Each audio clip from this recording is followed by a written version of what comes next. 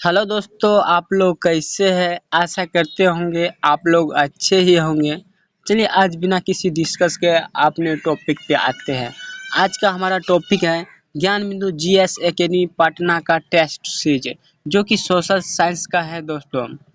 देखिए दोस्तों, अगर आप जनरल कंपटीशन का तैयारी करते हैं, चाहे बिहार पुलिस हो, बिहार दरोगा हो, एसएससी जीडी हो, अनेक तरह के कोई भी एग्जाम यानी कंपटीशन की आप तैयारी करते हैं, तो ये टेस्ट जरूर देखना चाहिए दोस्तों। क्योंकि ज्ञान बिंदु जीएस एकेडमी का बहुत बेहतरीन टेस्ट दिया जाता है। देखिए दोस्तों, आज का पहला क्वेश्चन डिस्कस करते हैं। देखिए दोस्तों, आज का पहला क्वेश्चन है,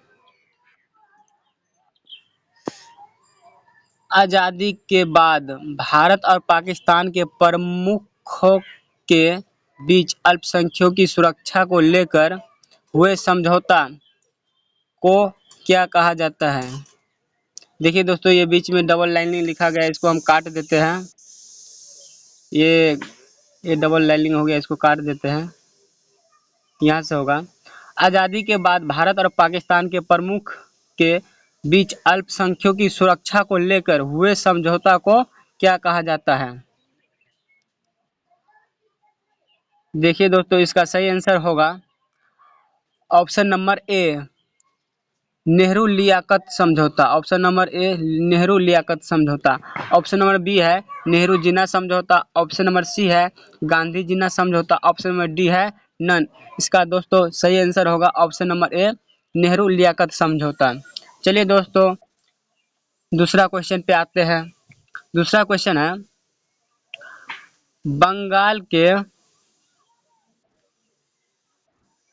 बंगाल के किस शासक ने किसानों की तकाबी ऋण प्रदान किया?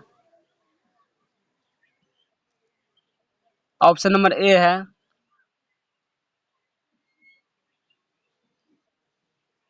अलीवर्दी खां। ऑप्शन नंबर बी है मुर्शिद कुली खां। ऑप्शन नंबर सी है नवाब सिराजुद्दौला। ऑप्शन नंबर डी है मीर कासिम। देखिए दोस्तों, इसका सही आंसर होगा ऑप्शन नंबर बी, मुर्शिद कुली खां। मुर्शिद कुली खां। चलिए दोस्तों, अगला क्वेश्चन पे आते हैं।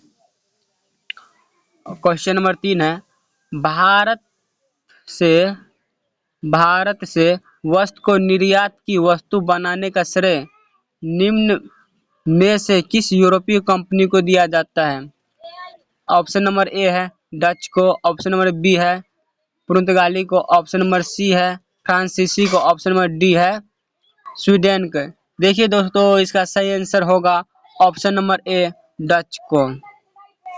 अगला क्वेश्चन पे आते हैं दोस्तों, विचार कीजिए। चौथा क्वेश्चन है, विचार कीजिए। पहला ऑप्शन है शेड्यूलर आयोग का गठन। दूसरा ऑप्शन है जलियांवाला बाग हत्याकांड। तीसरा ऑप्शन है स्वराज पार्टी का गठन। चौथा ऑप्शन है बंगाल से अलग बिहार का पृथक्करण। देखिए दोस्तों, इसमें बोलता है उपयुक्त घटना को काल क्रमानुसार, सॉरी दोस्तों, उपयुक्त घटना को कालक्रमानुसार व्यवस्थित कीजिए और विकल्प को सही चयन करें। देखिए दोस्तों, शेड्यूलर आयोग का गठन शेड्यूलर आयोग का गठन 1913 में हुआ था।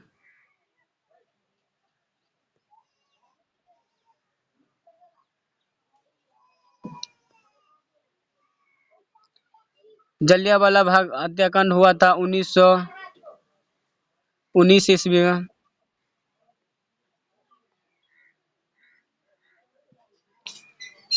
स्वराज पार्टी का गठन हुआ था दोस्तों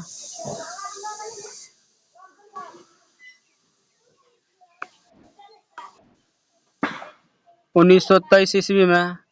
अब बंगाल से बिहार राज्य अलग पृथक हुआ था 1912 ईस्वी में। देखिए दोस्तों, इसका सही आंसर होगा, पहले होगा ऑप्शन नंबर 4, दूसरा होगा ऑप्शन नंबर ए, तीसरा होगा ऑप्शन नंबर 2 और चौथा होगा ऑप्शन नंबर 3। इसका दोस्तों सही आंसर होगा ऑप्शन नंबर बी। चलिए दोस्तों अगला क्वेश्चन पे आते हैं। क्वेश्चन नंबर 5 है, 1912 ईस्वी में बाल्कन युद्ध के दौरान तुर्की में मेडिकल दल को लेकर कौन गया था? ऑप्शन नंबर ए है Mohammad Ali, option number B है doctor Atal, option number C है MS Ansari, option number D है जिन्ना। देखिए दोस्तों इसका सही आंसर होगा option number C MS Ansari होगा दोस्तों। चलिए दोस्तों अगला क्वेश्चन पे आते हैं। क्वेश्चन नंबर 6 है, किस अधिवेशन में कांग्रेस नेताओं को खादी पहनना अनिवार्य कर दिया था? ऑप्शन नंबर ए है 1925 ईस्वी में, 1926 में, तीसरा है 1928 में, ऑप्शन नंबर डी है 1921 में। देखिए दोस्तों इसका सही आंसर होगा ऑप्शन नंबर बी 1926 में। चलिए दोस्तों अगला क्वेश्चन पे आते हैं।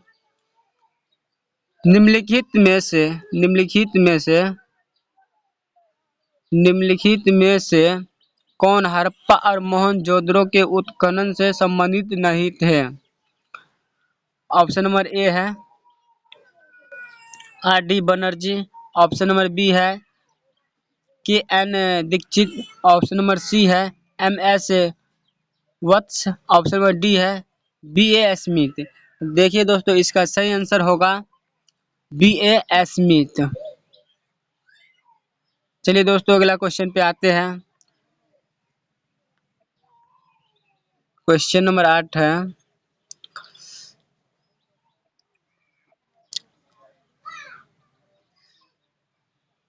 निम्नलिखित में से कौन सा एक कथन सही नहीं है? निम्नलिखित में से कौन सा एक कथन सही नहीं है? ऑप्शन ए है सरवनबेवला की स्थिति गौतमेश्वर की प्रतिमा जैनियों के अंतिम तीर्थ को दर्शाती है, ऑप्शन नंबर बी है भारत का सबसे बड़ा बौद्ध मठ अरुणाचल प्रदेश में है, ऑप्शन नंबर सी है खजुराहो के मंदिर चंदेल राजाओं द्वारा बनाया गया, ऑप्शन नंबर डी है हेसल्यूर मंदिर शिव को समर्पित है। देखिए दोस्तों इसका सही आंसर होगा ऑप्शन नंबर ए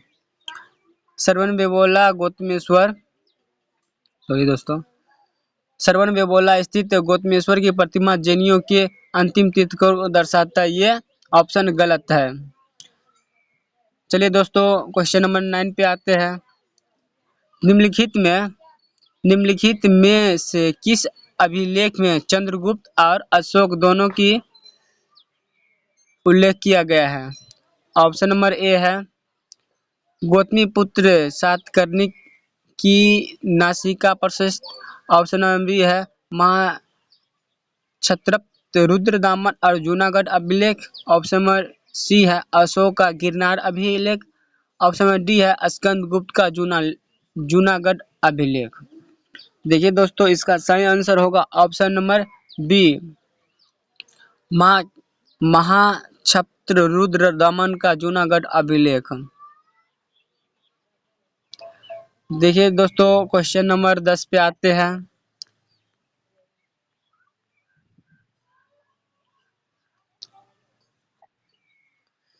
क्वेश्चन नंबर 10 है, अहरार आंदोलन का लक्ष्य क्या था? अहरार आंदोलन को लक्ष्य था, ऑप्शन नंबर ए है अंग्रेजों की चुटकारिता भारतीय मुसलमान द्वारा किया जाना, ऑप्शन नंबर बी है भारतीय मुसलमान अंग्रेजी की चुटकारिता नहीं करेगा, ऑप्शन नंबर सी है भारतीय मुसलमान राष्ट्रीय आंदोलन में भाग नहीं लेगा, ऑप्शन नंबर डी है इनमें से कोई नहीं। देखिए दोस्तों इसका सही आंसर होगा ऑप्शन नंबर बी भारतीय मुसलमानों अंग्रेजों की चुटकारिता नहीं करेगा। चलिए दोस्तों क्वेश्चन नंबर 11 पे आते हैं। कथन ए बोलता है मुगल काल में मनसबदारी प्रथा विद्वान थी। कारण है बी का, कारण है आर का, मनसबदारों का चयन योग्यता के आधार पर होता था। देखिए दोस्तों, पहला कथन है ए में, कथन और कारण दोनों, कथन और कारण दोनों सही है तथा कारण कथन को स्पष्ट करता है। ऑप्शन नंबर बी है, कथन और कारण दोनों सही है परंतु कारण कथन को स्पष्ट नहीं करता है। ऑप्शन नंबर सी है, सही कथन को तुरंत कारण गलत है। ऑप्शन नंबर डी है, कथन गलत है परंतु कारण सही है। देखिए दोस्तों, इसका सही आंसर होगा ऑप्शन नंबर बी।